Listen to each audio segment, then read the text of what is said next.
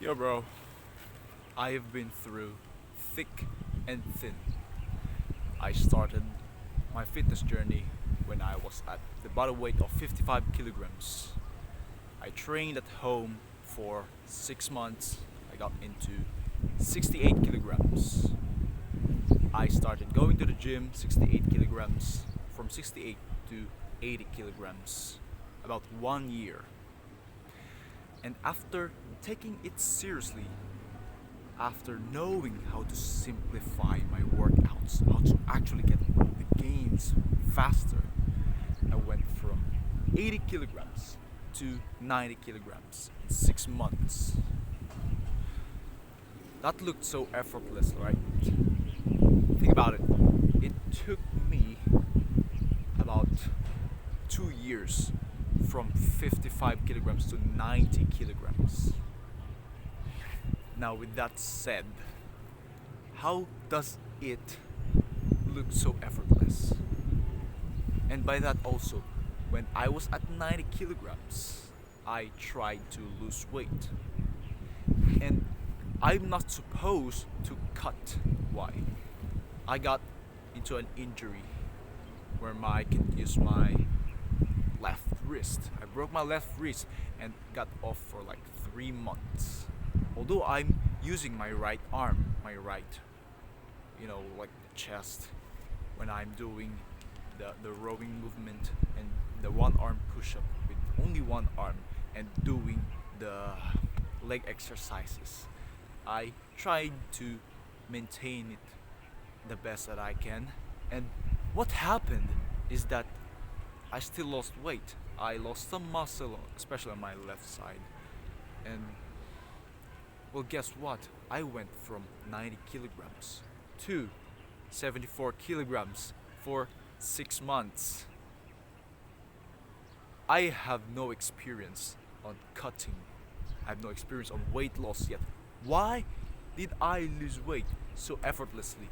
And in fact, it didn't even took me. It didn't take me some crazy effort when I tried to cut. Now, why is that? See, why most people fail on their weight loss or weight gain journey is simply that they don't know enough. They don't know the process, the right systematic process that gets them into weight gain or weight loss. See, your body, how your body works is simply when you want to lose weight, okay, your body needs a certain amount of energy for a certain day. Let's say you just took or you ate the calories that you needed, not on more side. Let's say it's just the maintenance food, the maintenance calories. It's not too much, it's not too little. It's the exact amount that you needed. You took it and then put it in your body, and then you just met the requirements of the energy requirements of your body. Now, if you reduce your caloric intake, which means there's less energy you're eating, you're taking in, your body does not match the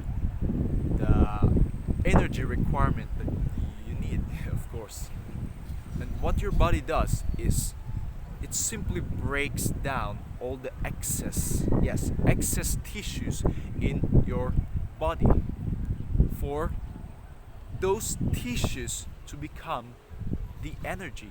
So it could function, your body could function well.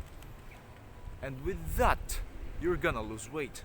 Those tissues are fat because it's easier to simply just lose fat than to lose muscle. Now, on the weight gain side, you want to gain weight, okay, you eat more calories. And when you eat more calories, you have a surplus or an extra of energy. And how could you put, your body knows how to put the extra energy, which is more likely on the muscle or fat. If simply the excess calories or the surplus is way too much. But let's say it's just a lean bulk, 300 calories excess. All right, it's most likely gonna be on the muscle, and with that you're more energized. And if you're more energized, you could hit your workouts harder. And if you hit your workouts harder, you have more stimulus. And the fact that you have more stimulus, you have a little bit more fatigue. But then you're on a surplus, you're on a weight gain. Therefore, you have to take in more food. And when you take in more food, that's why you have better gains when you're on a bulk. Now let's simply go back with what's that called? Like the earlier, or why they fail. They don't know what's happening on their body. They simply just know eat less and you will lose fat or weight. But most people are not even certain that just eating less will make you lose weight. Some people still think that they aren't gonna lose weight, that their body is gonna adapt, that their metabolism is simply just slow, and they're built for obesity, they're built to be more like plus sized. It's simply not like that, because the thing is that about the metabolism, you must have a good workout. You must work out, I mean, because having a workout keeps your metabolism in check. And when your metabolism is in check, it's not gonna like fluctuate or gonna be less. And in fact, when you work out, your metabolism is gonna be faster. And when your metabolism is faster, you are more likely to burn off calories. And with that, making your your your weight loss faster or easier for some reason, because the more metabolism you have, the more you are burning, the more energy requirements that you have basically. But why is that? Why simply, or why are not they losing weight? Because they just don't know, or it could be discipline. I think not. It didn't even really took me that much discipline to lose weight, because I know what to do. Even though I have no experience, I know what is the process, what to do, what to expect. See, it's not only the discipline, because people overemphasize discipline, even though they don't even consider the knowledge, the understanding towards losing or gaining weight. When you want to lose weight, yes, okay. If you know that you're gonna be hungry, if you know that you're gonna be like fatigued, you're a little bit more like having these temptations, these urges to eat food, like the cravings that you got. When you're knowledgeable with that, you are more likely to be aware of it. And the fact that you're aware of it, that it's just a feeling, you simply could just, like, what's that called? Just endure it. Because even if people are disciplined, if they don't know the process, what to expect, they will still get suboptimal results because they don't know enough. While yes, they're disciplined, they're more likely to lose weight, but in mediocre results. Now I think that's why having a clear knowledge, a clear goal, clear process is essential for having a weight loss and weight gain. Let's talk about weight loss. What's gonna happen? Let's say you want to cut. You want to lose weight. As I mentioned earlier, it's just as simple as eating less and exercising more. Although you can get hungry, your metabolism can adapt, or there is a certain type of metabolic disorders that you could get. Let's take those out, as most of you, bro, are, well, a bit normal ones. One of the problems on the weight loss is the hunger, yes. How could you take advantage of that? How do you deal with that? Think about what our ancestors doing back then. When they wake up, what do they think of? Food. How to get food? Hunt. What does it require to hunt? Mental alertness and energy, liveliness, not being lethargic. And eating food makes you a little bit, when you're full, you're kind of having brain fog, you're sleepy, you're a little bit lethargic. That's normal. Now, what happens is, back then, people hunt first before they eat, as it should be. Who's eating their prey and then hunting again? Nothing. No one. And it's an evolutionary mismatch these days, because in this modern world there's really no hunt at all. But what I consider as the hunt is our work, our studies, basically the one that takes most of our mental energy, which is, yes, those. For me, it's recording videos or studying. So it makes sense that those hunger helps us have the drive to finish the task. The hunger drives us to hunt. It makes us so desperate that we want just to finish it. So why don't you apply it in real life, in this modern world? You could use hunger as your fuel for your mental alertness. So when you're more like alive, when you're more awake, when you're doing your task, you're more efficient. You are more likely to nail it better.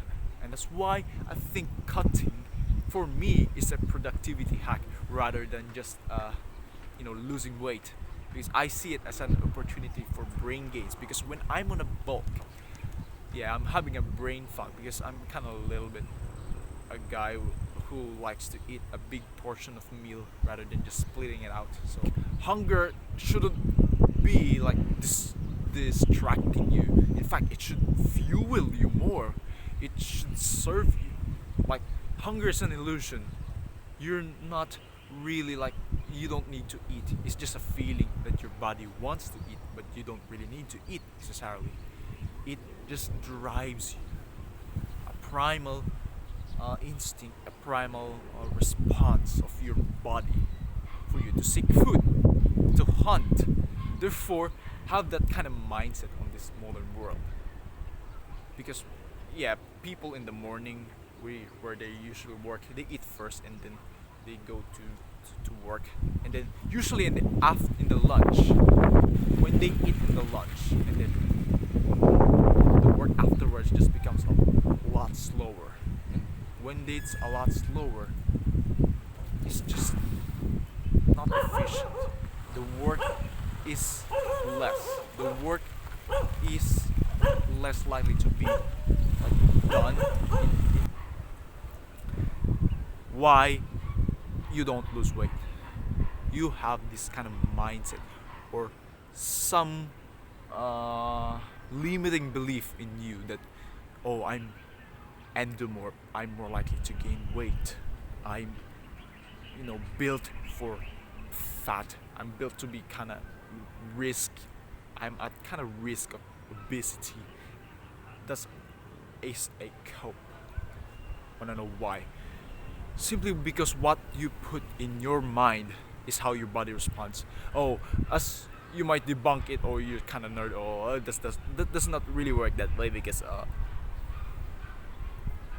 you think of something scary, something anxiety-inducing, your body's gonna react. You think something erotic, your dick's gonna get hard. Yes, and let's say you think as a guy who has like six-pack, who's ripped, who's shredded, you are more likely to act like that, even though it's delusional.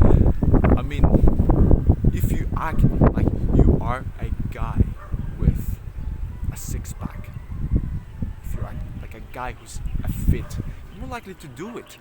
Because if you think of yourself as, I'm trying to lose weight,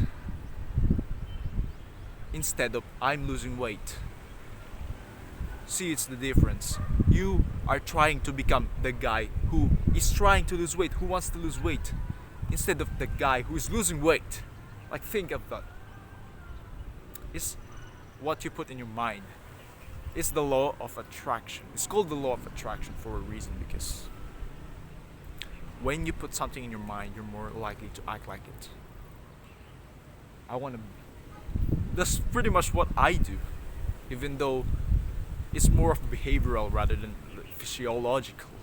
Like when I think of me as I'm okay, I'm losing weight, I'm more likely to do the behaviors that causes me to lose weight, especially lose fat. And I think that's just one of the most important things for you to consider when you're trying to gain weight, to lose weight. Let's say you're a hard gainer, you want to gain weight, you want to bulk up fast. Instead of saying that I'm trying to gain weight, I'm gaining weight.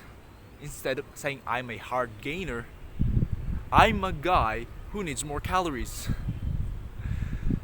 Simply hard gainers are the guys who simply not eating enough. That's just it.